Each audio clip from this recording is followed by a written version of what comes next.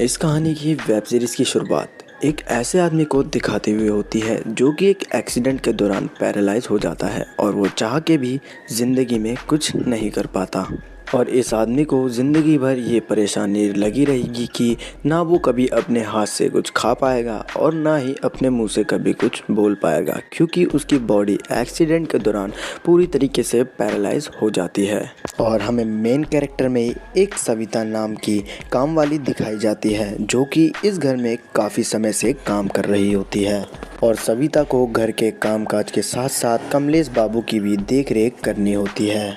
और कमलेश बाबू के मम्मी के सुबह सुबह काम पे जाने के बाद ये जो काम वाली बाई रहती है ये कमलेश बाबू के साथ वैसे काम करती है जो कि एक पत्नी अपने पति के साथ करती है।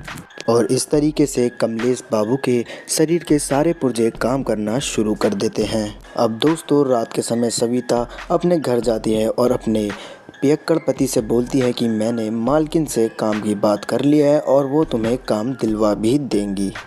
और दोस्तों, ये बात सुन के जो उसका पति होता है बहुत ज़्यादा गुस्सा हो जाता है और अपनी बीवी को गाली देते हुए बोलता है कि तूने मुझे क्या समझ रखा है, क्या मैं तुझे किसी के नीचे नौकरी करने वाला दिख रहा हूँ। अब दोस्तों, सविता अपने पति से कहती है कि वो तुम्हें कोई झाड़ू पोछा लगाने के लिए तो नहीं कह रहे हैं, बस तुम्हें बेकरी में बैठ के सामान को बेचना है।